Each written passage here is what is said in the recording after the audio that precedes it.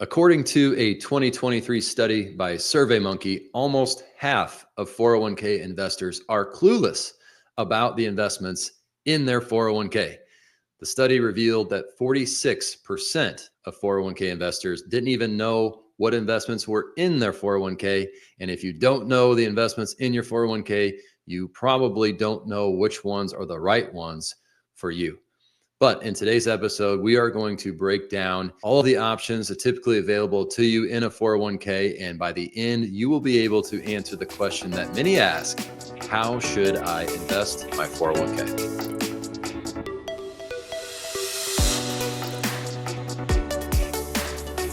Welcome, everyone, to the Retirement Power Hour. My name is Joe Allaria, and this is episode 39. And we are in a series right now around 401ks. This is the second installment in that series. The first video we covered, how much should you contribute to your 401k? And today we're going to talk about how should you invest in your 401k? And the reason we did how much to contribute first is because we believe that's most important. So if you did not watch that video, I would go back and watch that video, because even if you have the very best fund in the world, it will not matter if you're not contributing enough to your 401k. So go back and watch that video. But again, today we are going to tell you or teach you how should you invest in your 401k. We always have to say this is not meant as individual advice. So this is general education. We hope to give you some tools, give you some education today so that you can go and make better decisions with your money. Because keeping in mind, everyone's situation is different. Other factors that would affect your investment decision might be: do you have investments outside of your 401k? Does your spouse have investments outside of your 401k? What is your risk tolerance? What are your personal, individual goals? When do you plan on retiring? So these are all things that might tweak the recommendations for how to invest in your 401k. So we want to give you some tips, some general rules of thumb, and to explain to you what the common options are inside of your 401k.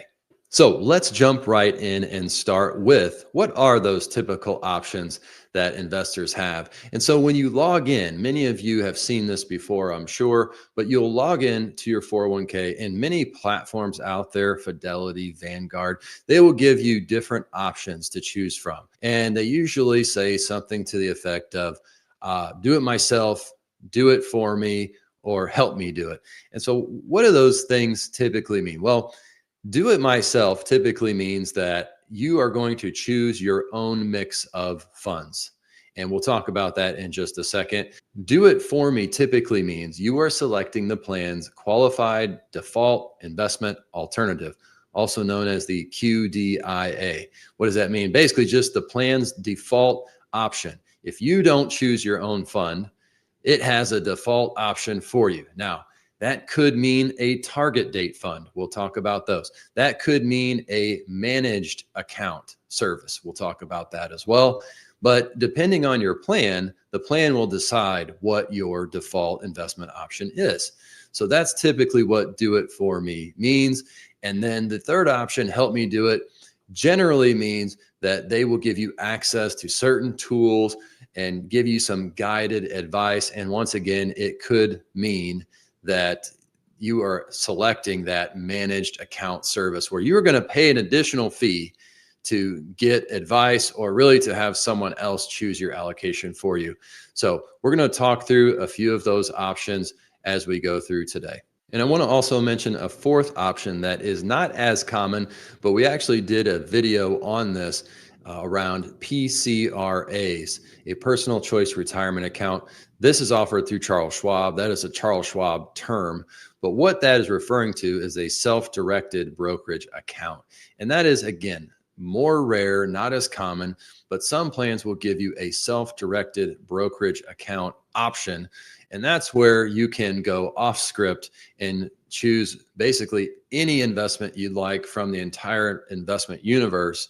And you can do that off the 401k's platform in many cases. Charles Schwab is one of the main providers of that type of platform. We're not going to talk as much about that today, but that is out there. If you do see that as an option, self-directed brokerage account, I would encourage you to go watch the video that we did on Schwab PCRAs and contact us if you have any questions about that. And on that front, if you have specific questions about how you should invest and you want that question answered for you, or you want more questions answered for your retirement plan, for your investment plan, go to retirementpowerhourpodcast.com, retirementpowerhourpodcast.com, and you can select work with me. You can schedule a time to have a phone call. You actually have a phone call with me or one of our staff, and we will just have a simple conversation, learn about what questions you have, and start building a path to answer those questions. We offer a free retirement analysis for anyone that reaches out to us. We're going to give you some basic tips and tricks and tell you what track you're on. Again, for anyone within 5 to 10 years of retirement, we highly recommend that. It's a free retirement analysis. So take advantage of it. Again, it's at retirementpowerhourpodcast.com. Okay, so jumping in and talking about these 3 different options, let's start with target date funds. Again, this is the do it for me option. Target date funds are professionally managed funds that will basically adjust your allocation as you go through your working career, and it will make it essentially more conservative for you as you get closer to retirement. When you're younger, it will invest for you automatically. It will tend to be more aggressive. And this is something that if you want something that is set it and forget it, a target date fund is typically the best option to go. Now, it's going to be one fund. And I always share this with people when we're talking about target date funds. That doesn't mean you're putting all your eggs in one basket. It is one fund, but it's a fund that's made up of sometimes multiple other funds, but it's made up of a lot of different types of investments inside that one fund. So you're going to have an allocation to stocks, an allocation to bonds. And again, that's how they're going to determine how aggressive or conservative you're going to be in that fund.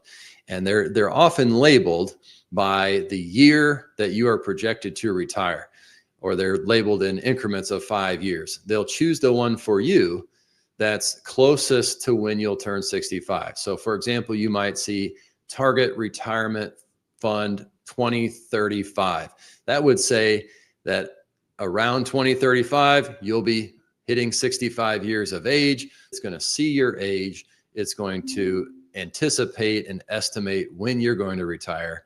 It's going to assume that date is around 65. And as you get closer to that date, it's going to be more conservative and more conservative the closer you get to that point. So that's a target date fund. You can put your money in. It's one fund. You don't have to worry about rebalancing. You don't have to worry about making changes.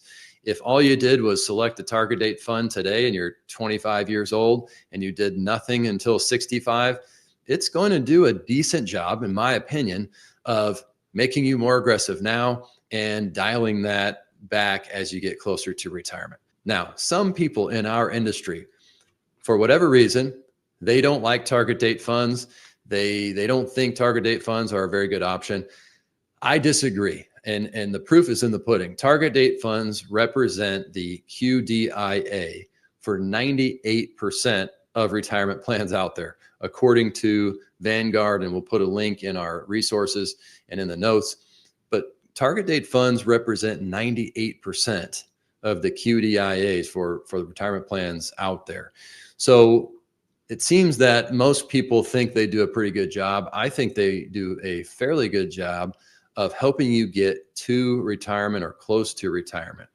Now, where they fall short is once you retire, or maybe even when you're within 5 years of retirement, that's when you're going to want a higher bond allocation.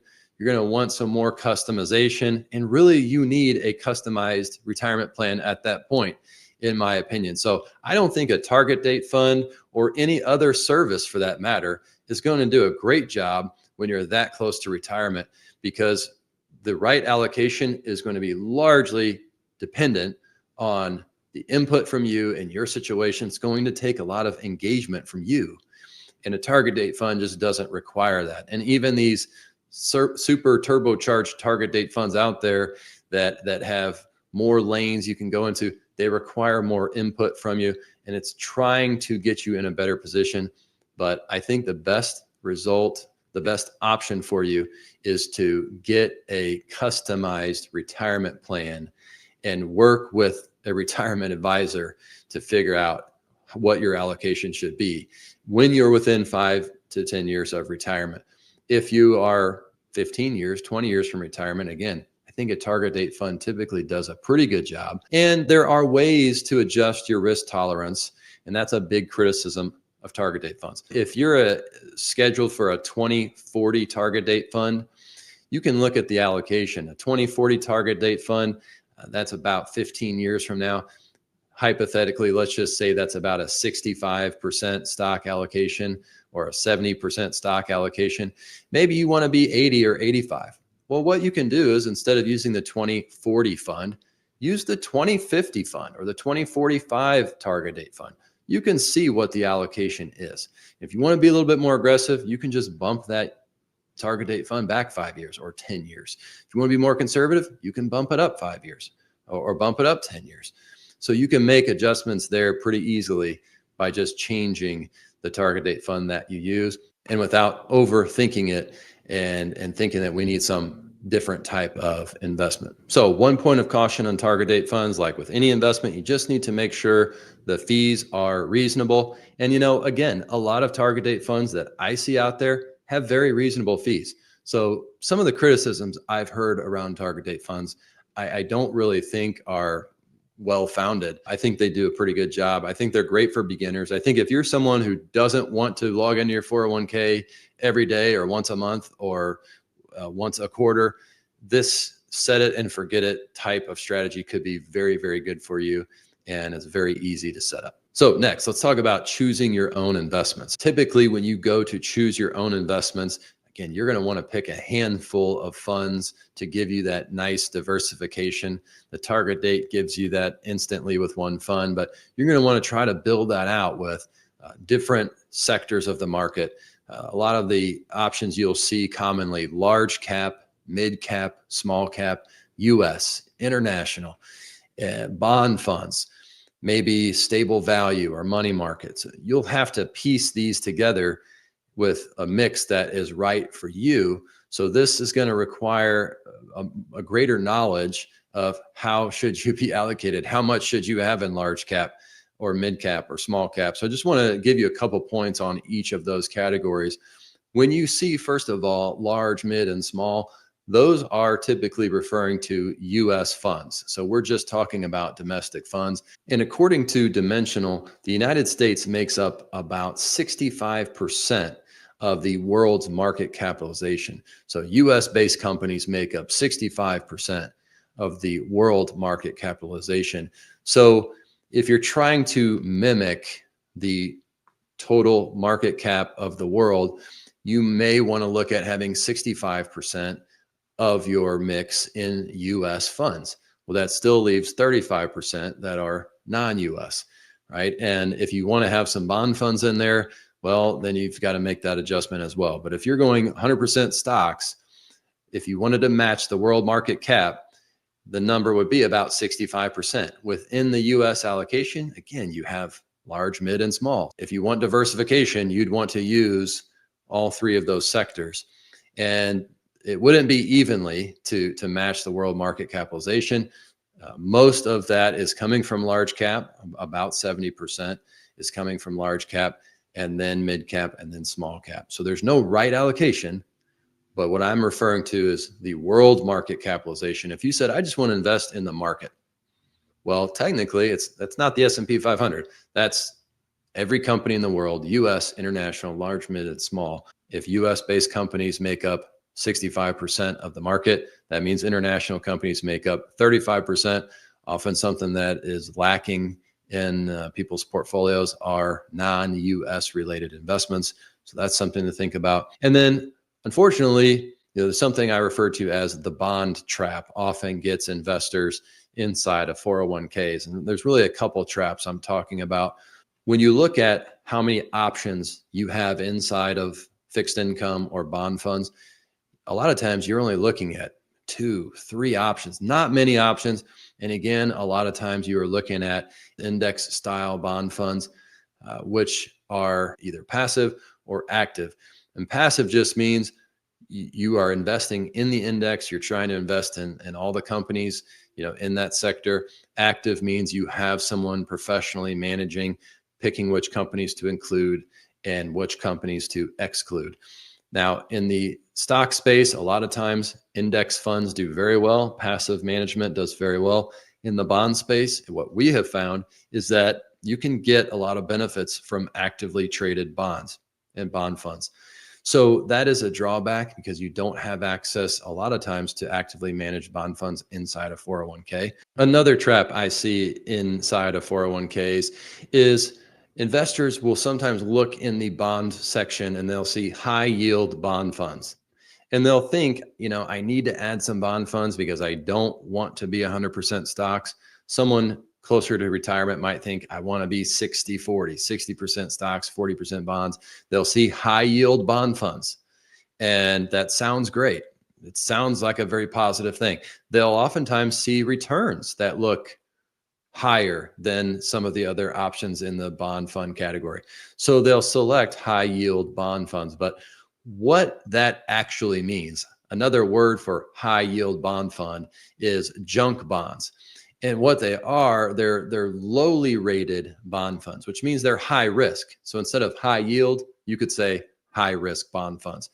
And that generally leads to more volatility. When stocks are going up and down, when they're going down, having volatile periods, you're going to see those high yield bond funds almost act like stocks more than bonds. So it's important to understand, if you want more safety and less fluctuation, then you don't want to choose high yield bond funds. So something to keep in mind when you're looking at stocks and bonds. So a couple other things to think about if you're trying to choose your own investment mix. You need to think about rebalancing. What you pick for today, is that still going to be right next year or the year after that or 5 years down the road? Because again, we're not talking about a target date fund that does it for you here. Now you have to do it. Now you have to monitor and make sure your stock to bond allocation is the way you want. And it is, showing the right percentages based on your risk tolerance. You need to look at fees of every single fund in that mix of funds that you've chosen. And you also need to be aware that funds can be swapped out, removed, replaced. You don't have any control over that. But if it happens and it affects one of the funds that you've chosen, you need to be on top of that, because sometimes we don't have an apples to apples replacement option for some of the funds that are replaced in 401k. So what your 401k provider might do is they might remove a large cap blend, and they might add a large cap value fund as a replacement. Well, those aren't the same. So you need to understand that as well. And lastly, I want to talk about using a managed account service. And that's oftentimes, it could be your qualified default investment alternative. It could say, help me do it. But the important thing to note here is that unlike a target date fund, which they do have fees associated with target date funds, this is often an additional fee. And this is often a greater fee. A lot of times you could pay 0.5% for an advisor to invest for you on your behalf. But I would just really caution 401k investors in choosing this and understanding what this means before you go this route. So first of all, I'm not saying it's a bad option, but you need to understand what you are getting for the fee. Are you getting additional financial planning? Are you getting additional retirement advice? Or is someone simply selecting funds on your behalf? And most often, that's exactly what's happening. Someone is just selecting a mix of funds on your behalf. And the reason I have such a problem with that in many cases, sometimes people don't even know they've signed up for this service, and then they're paying a fee and they've not been contacted, or they haven't spoken to any advisor or any representative that is licensed who can help them build out the allocation that's right for them. Maybe you filled out a questionnaire. Maybe you filled out a risk survey. But at the end of the day, people are more than just questionnaires and surveys. So if you fill out a survey, that's going to inform me on how to invest for you. But as an advisor, if I'm doing my job, that's not going to tell me everything I need to know to invest for you. And that's exactly what's happening with these big platforms. People are paying fees. They're not talking with an advisor or their advisor or anyone who knows anything about their situation. And they're paying 0.5% to get this extra service that they think is, in their best interest. When all the while, for those type of people, if you're not talking to anybody, I believe a target date fund is probably just as suitable. Again, speak with an advisor yourself, do the research, but just be aware that the extra 0.5% for no additional service and for someone who doesn't know you to pick an allocation for you, to me, I don't think that makes a whole heck of a lot of sense. But there are situations where paying extra for someone to manage your money does make sense. I said earlier, as you get closer to retirement, you want a full retirement analysis, a full retirement plan. You want more customization. Your spouse has investment assets. Maybe one of you has a pension. You're thinking about Social Security. These are all things that should inform your allocation. So someone needs to look at these things. I can't just look at one account and you've got other accounts out there and just look at one account and give you the right allocation for you, knowing nothing about your situation. So I need all of the information and I need to compile that together. And that's going to lead to the best advice in terms of how should your 401k be invested. And maybe you don't want that weight because maybe the balance is high. A lot of times, if you get over $500,000, you just may want someone else to do it for you. The balance is getting large at that point again, or if you're close to retirement, that makes a lot of sense. If they're giving you a good product, as part of that service. Now you may need to go outside of your 401k to get that service. Some plans will allow something called an in-service withdrawal. And you might want to write this down, an in-service rollover. This is when you're still working, but you're, in a lot of cases, you're over 59 and a half, and you want to get those additional services, retirement planning, tax help, investment help, Social Security help, all of that. You want to build a customized plan for you, but they don't offer that in your 401k. So if you have that in-service rollover option, you can do that, roll your money from your 401k to an IRA while you're still working. No taxes, no penalties to do that. And now you can get those additional services. You can get the discretionary investment management service as well. And you will pay an additional fee for that when you work with an advisor to do that. But at least you're getting the services that you want to get. So beware of the extra fee for no service, but there are cases that you may want to look into paying the extra fee for those additional services. So once again, if that's you, go to retirementpowerhourpodcast.com and click work with me. You can get a retirement analysis. It's free, doesn't cost you anything. We can show you, answer a couple of your questions, show you what track you're on, help you reduce taxes, help you set up your estate so that your money goes where you want it to go at the end of life, and get you in the right allocation today and for the future. So go to retirementpowerhourpodcast.com, click work with me, and that's where you can do that. You can also submit questions on retirementpowerhourpodcast.com. We're happy to answer those as they come in. You can answer those on a future show. Go back and watch episode 1 of this series if you haven't seen it, and stick with us. We're going to continue to do additional episodes in this 401k series. We've talked about how much to contribute, how to invest.